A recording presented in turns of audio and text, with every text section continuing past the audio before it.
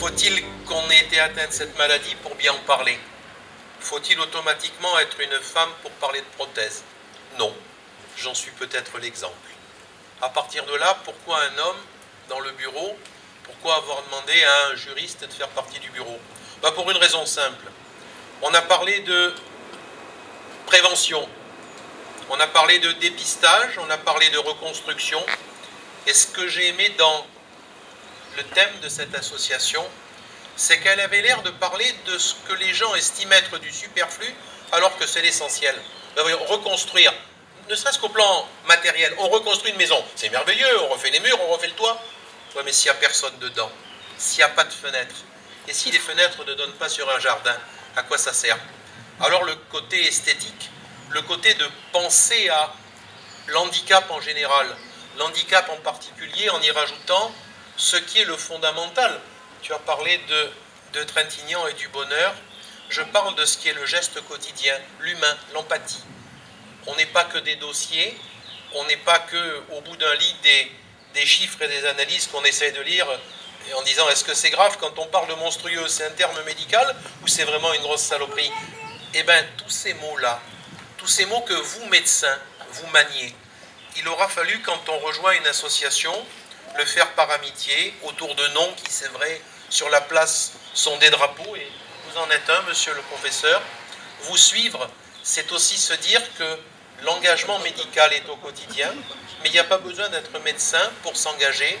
Il n'y a malheureusement pas besoin d'être ni un homme ni une femme pour être touché. Par contre, savoir que la reconstruction, ça se fait au quotidien, et ça se fait en reprenant l'espoir à travers une réussite. J'ai souvenir d'un médecin disant un jour, l'opération a parfaitement réussi. Ah, c'est merveilleux. C'était pour ma maman. Ah, c'est merveilleux. Oui, elle en a pour 3 ans maintenant. Et c'est là où j'ai fait la différence entre le merveilleux médical et le merveilleux de la vie. Alors on a la chance, ceux qui ont gagné, on a la chance, ceux qui n'auront pas à se battre, on a la chance, ceux qui combattent, de savoir que la vie est plus forte que tout. Et que dans cette maladie, 80%, c'est de rester droit. Et le 80%, il vient aussi de se sentir bien. Pas de se sentir beau, on a beaucoup passé l'âge pour ça, mais se sentir bien. Avoir le courage de dire à l'autre, je te regarde, je vis et je vais vivre longtemps. Et pour vivre longtemps, il faut être beau. J'entends beau dans sa tête. Alors, moi, cette association m'a intéressé pour ça, parce qu'elle essayait de faire ce que jusqu'à présent on ne faisait pas suffisamment. Elle y travaille dans la reconstruction, elle y travaille dans la dermopigmentation, elle y travaille aussi pour promouvoir cette parité féminine. La maladie ne fait pas de parité. Elle tape où elle peut, elle tape à n'importe quel âge. Mais si au moins on pouvait, en enlevant cette notion de parité, dire que nous sommes tous égaux devant la vie, parce que le sourire d'un enfant, c'est tout aussi beau que le sourire d'une grand-mère, mais que le sourire d'un honnête homme, c'est-à-dire celui qui vient spontanément, bénévolement, donner son engagement, c'est le nôtre. Moi j'y crois, j'y ai passé ma vie, c'est un combat humaniste. D'autres avec moi y croient au quotidien. Vous êtes en face, je suis sur la scène. On est peut-être même plus nombreux des fois sur la scène qu'en face, mais c'est pas important. C'est qu'on croit tous à la même chose et que, petit oiseau finira par s'envoler et grandira. L'idée est née, le germe est semé, et celui-là de germe, c'est un bon germe. Voilà pourquoi je suis là. Merci. Et je suis toujours émerveillée devant des associations qui travaillent et qui se battent pour des nobles causes comme celle-ci.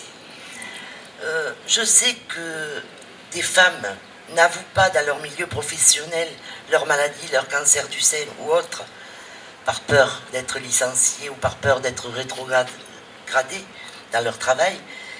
Et je trouve que notre société devrait retrouver un petit peu plus d'humanité. Parce qu'on peut être chef d'entreprise, on peut être employé, mais le cancer, malheureusement, peut toucher tout le monde. Donc un petit peu plus d'humanité serait très bien dans notre société. Et je voulais vous dire aussi que les femmes, on les a laissées longtemps au bord du chemin. Alors moi, je vais peut-être vous faire rire, mais je pense que les hommes ont peur de nous un peu.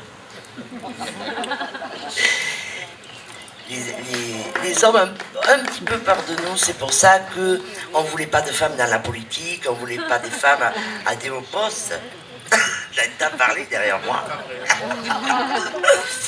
Et je sais que les femmes se battent, parce que moi je reçois des associations féminines à la mairie, et la femme sait se battre.